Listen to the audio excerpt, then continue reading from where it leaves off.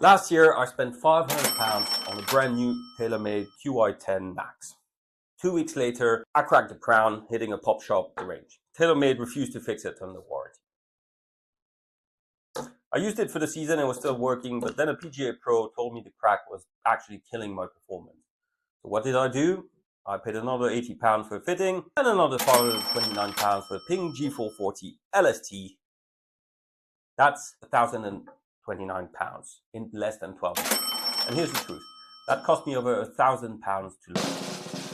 My new £529 driver goes the exact same distance as my old Cobra Radspeed and the TaylorMade Qi10.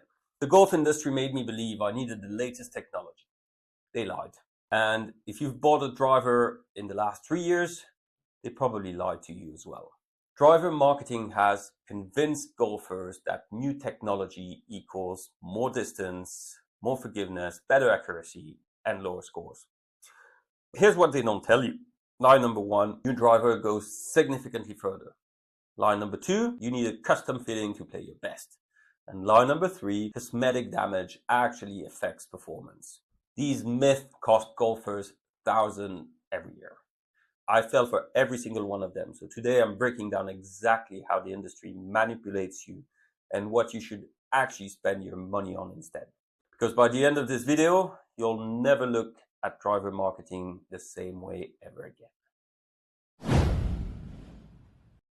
Let's start with the biggest lie. That new drivers deliver game-changing distance gain.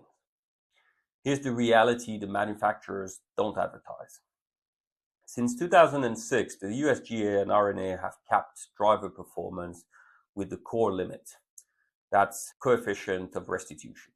Basically, how much spring the face can have. Every major manufacturer has been at that legal limit for nearly 20 years already. That means a 2010 TaylorMade R11, same ball speed potential as a 2024 Qi10, a 2015 Ping G440, same as the G440 I just bought for $529. My Cobra Radspeed is from 2021, my Ping G440 LST from 2025. Testing shows less than 2-yard difference between them on center strikes. That's not a game changer. That's called margin of error. So when TaylorMade claims 10 more yards or Callaway promises explosive distance, they're comparing a perfect strike with a new driver versus your average miss hit with an old club. It's just a marketing gimmick, a sleight of hand, not physics. Now, let's talk about fittings. I paid £80 for mine. Money I was told would be deducted if I bought a driver. Spoiler alert, I bought the driver. So the fitting fell free. Clever sales tactic, right? Here's what fittings actually do. They optimize your current swing. That's it. If you're a 20 handicapper with an inconsistent swing path, a fitting will find the best driver for that inconsistent swing. But here's the problem they don't mention. The swing changes. Mine did. I took lessons. And when it does, that £500 perfectly fitted driver, it's no longer perfect for you. The golf industry knows this all too well. That's why fittings are pushed so aggressively. They create a false sense of precision that justifies premium prices. You walk out thinking, wow, this driver was built specifically for me. It's perfect. When in reality, an off-the-rack stiff shaft driver would perform within 3 yards of your custom fit. Don't get me wrong. If you're a single-digit handicapper with a repeatable swing, a fitting can squeeze out those marginal gains for you. But for most golfers, that £80 fitting fee would be better spent on 1 or 2 lessons than actually fix your swing path. And the worth of it? I had to wait 3 to 4 weeks to receive my driver. I don't know about you, but when I spend £500, I want to walk out the store with my driver and go straight to the range. This is the lie that personally cost me the most. 2 weeks after buying my Qi10 because I broke my Cobra, I cracked the crown, hitting a pop shop. American Golf and TaylorMade refused warranty coverage because it was user error. It was, so fair enough, but still infuriating when you spend that amount of money. Then at a free event, my simulator membership, the PGA Pro told me this crack was actually affecting my performance and my distance. He recommended I needed a new driver. So I believed him, paid for another fitting at the specialized left-handed golf store, and dropped £529 on the Ping. Here's what I learned later. Unless the crack goes through the face or affects the structural integrity, it's purely cosmetic. That crack wasn't costing me distance. It was just costing me confidence. And that's the genius of the lie. Once you believe your equipment is holding you back, you'll spend whatever it takes to fix it.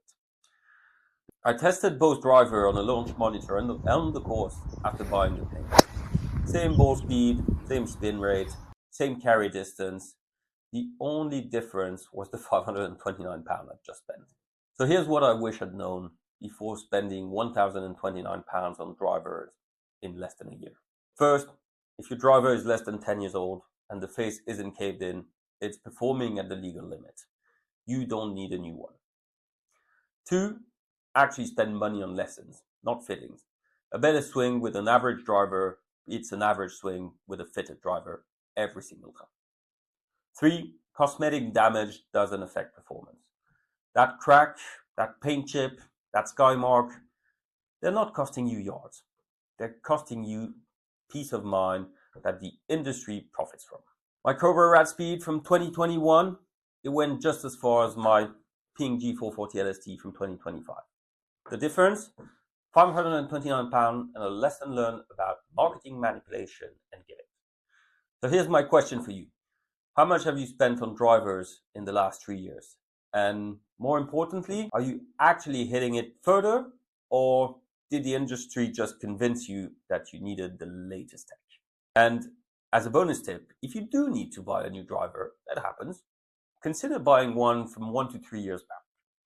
You will pay half the price for similar performance. Or if you're not a brand snob, take a look at direct-to-consumer brands or other options that don't need to pay millions to tour pros. You'll save a lot of money. Drop your driver journey in the comments below. I want to know if, like me, you've fallen for the same lies I did. And if this video just saved you £500 on your next driver purchase, hit that subscribe button so I can keep exposing the golf industry's most expensive myth. And watch out, new driver season is coming up. I spent £1,029 learning this lesson, so you don't have to. See you in the next one.